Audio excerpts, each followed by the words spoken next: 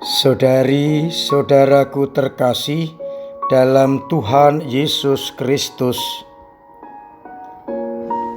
selamat pagi dan berkah dalam. Kita bertemu kembali dalam renungan harian kita, Kamis 25 Agustus 2022. Bahan permenungan seperti biasa kita dasarkan pada bacaan Injil dan bacaan pertama dari Ekaristi hari ini. Dalam bacaan yang pertama dari 1 Korintus bab 1 ayat 1-9, di mana Paulus menegaskan agar kita semua dengan mengenal Kristus menjadi kaya di dalam segala hal. Artinya kalau kita selalu tinggal dalam Kristus, maka kita akan menjadi orang-orang yang kaya dalam semuanya.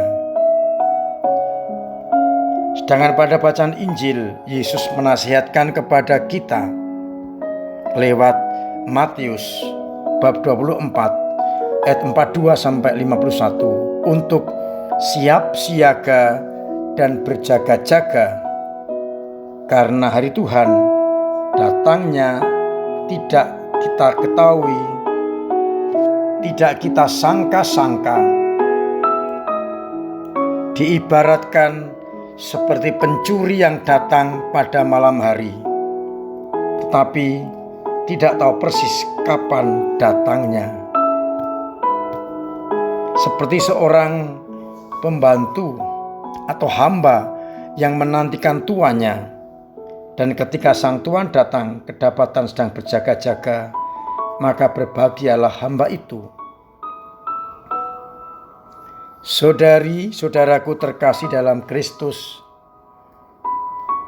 kita tahu bahwa kedatangan Anak Manusia waktunya tidak jelas. Tidak ada yang tahu kapan.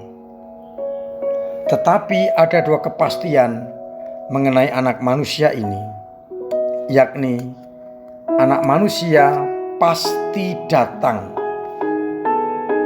maka harus kita sambut. Dan yang kedua, kedatangannya akan segera, artinya tidak lama lagi. Tetapi kapan, tidak ada yang tahu.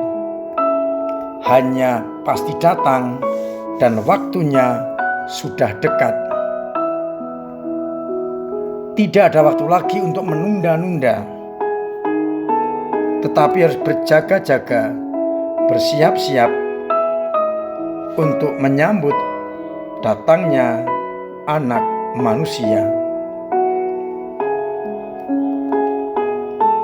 Bagaimana cara kita berjaga-jaga menantikan datangnya Anak Manusia yang tidak jelas kapan waktunya datang, tetapi pasti datang dan akan segera datang?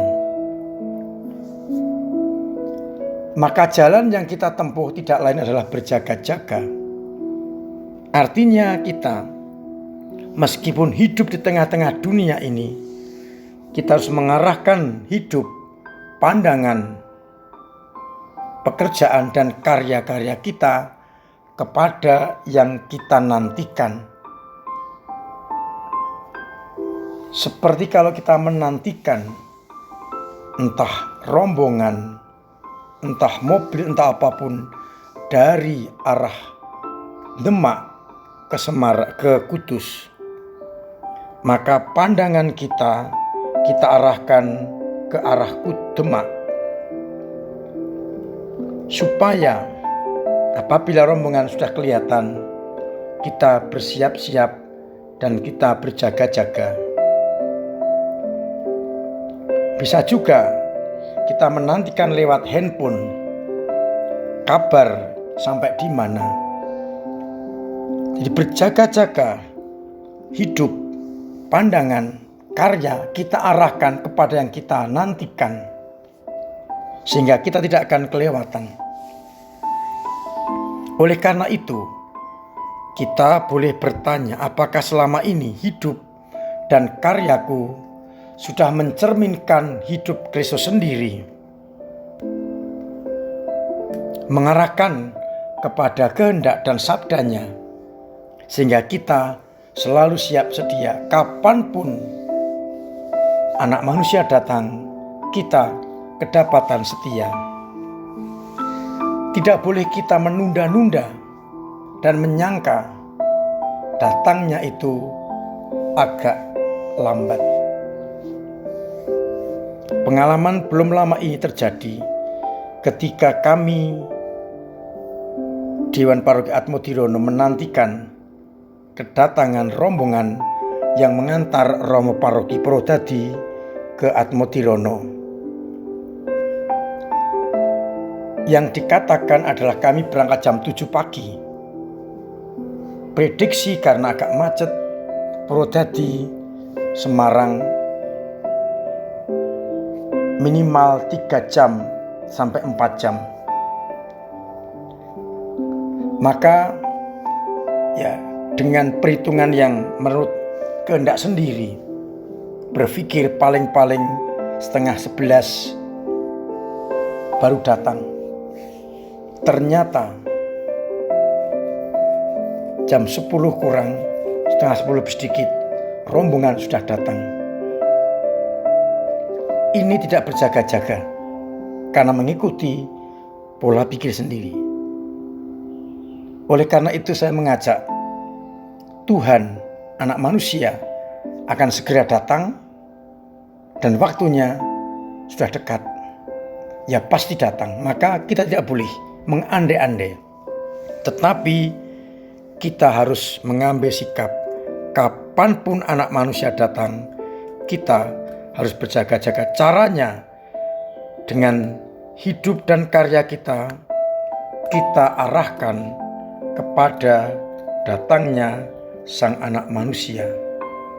Tidak tahu kapan, tetapi kita berjaga-jaga, sehingga ketika Ia datang memanggil kita kedapatan setia.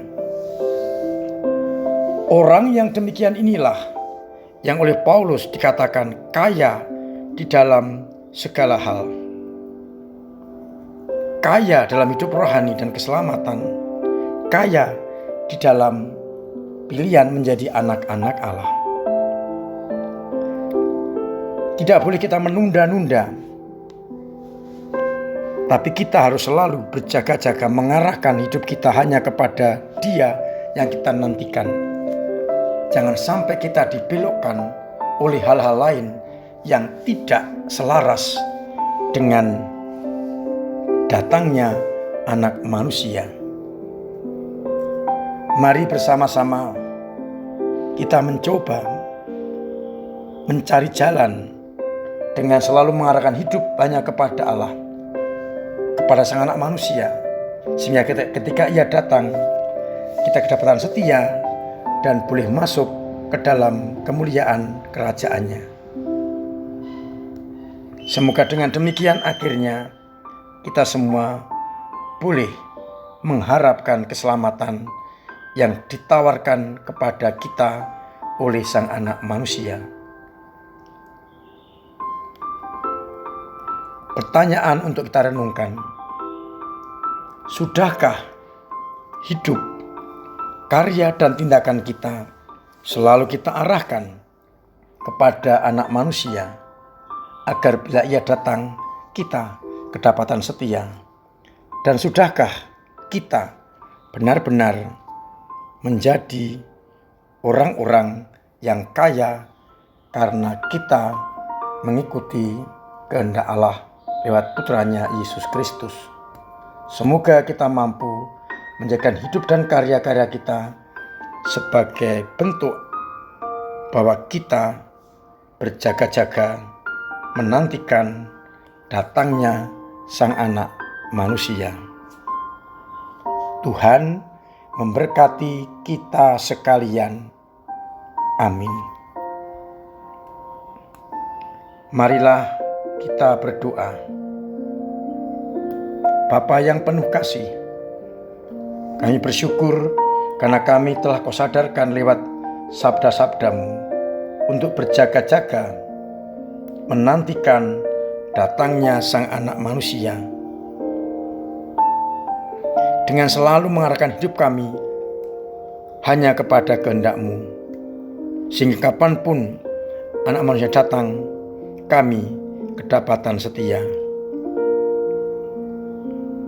Bantulah kami untuk selalu tidak terlena, tidak menunda-nunda, tapi selalu mengarahkan hidup kami hanya kepada kehendak-Mu, agar kami selalu siap sedia menyambut datangnya Sang Anak Manusia, Sang sumber keselamatan yang menebus dosa-dosa kami.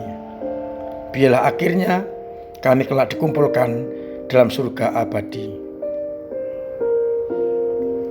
Kami berdoa bagi umat Paroki Kudus yang sedang mengalami kesusahan, yang sakit, yang punya beban berat, dan secara ekonomi kekurangan.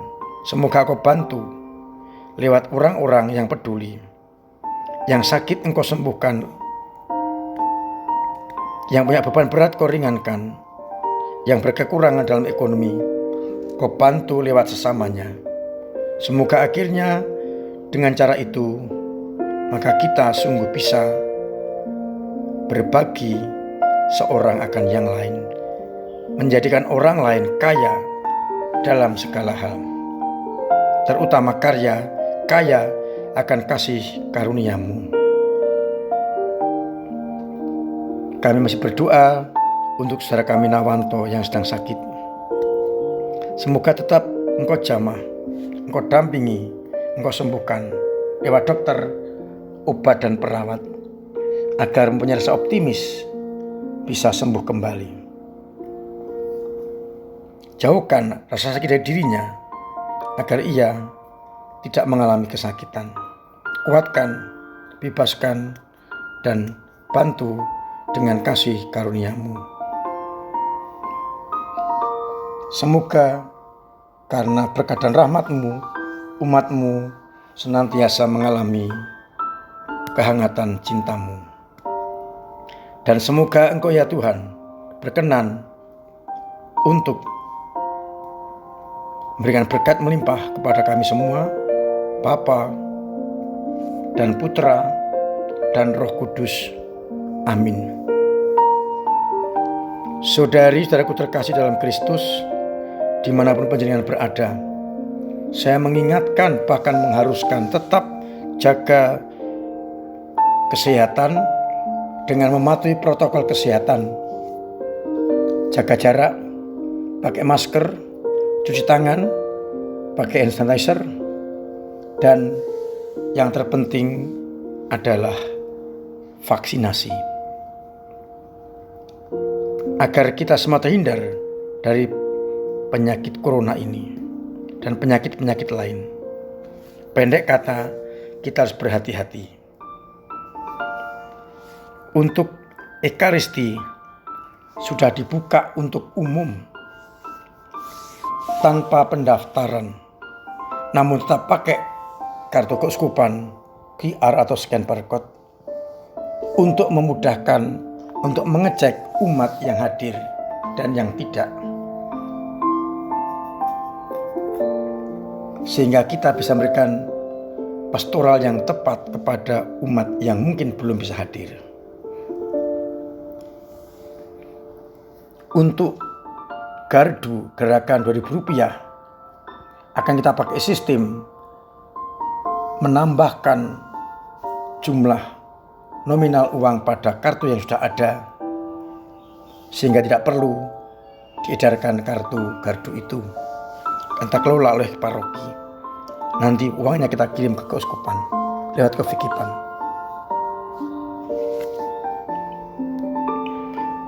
Saya juga mengingatkan bahwa paroki kita sedang membangun gedung serbaguna. Maka mari kita ikut berpartisipasi dengan cara kita masing-masing. Entah dengan cara ikut membeli tiket gala dinner ikut menyumbangkan lewat kolekte pembangunan atau transfer. Dengan banyak-banyak cara kita bisa membantu untuk mewujud nyatakan gedung serbaguna yang sudah kita mulai. Mudah-mudahan segera terwujud. Tanggal 8 September adalah ulang tahun paroki kita yang ke-83. Maka umat diundang untuk hadir dalam Ekaristi sore sekaligus penerimaan sakramen penguatan oleh Bapak Uskup Monsignor Robertus. Kita dukung mereka yang menerima sakramen penguatan agar siap menjadi pewarta sabda lewat sakramen itu. Dan mari bersama-sama membangun paroki kita, paroki Kudus ini dengan cara kita, doa, tenaga, dan dana. Agar akhirnya kita pelan-pelan berkembang maju menuju paroki yang hebat. Saya tunggu uluran tangan, bantuan, doa, dan tenaga panjenengan untuk ambil bagian di dalam karya-karya itu. Untuk OMK saya undang untuk ambil bagian masuk menjadi anggota Komsos agar Komsos kita semakin maju karena banyaknya personil SDM yang ikut ambil bagian ke sana. Semoga kita semua senantiasa diberkati oleh Tuhan. Akhirnya, salam sehat, selamat pagi, selamat merenungkan. Tuhan memberkati kita.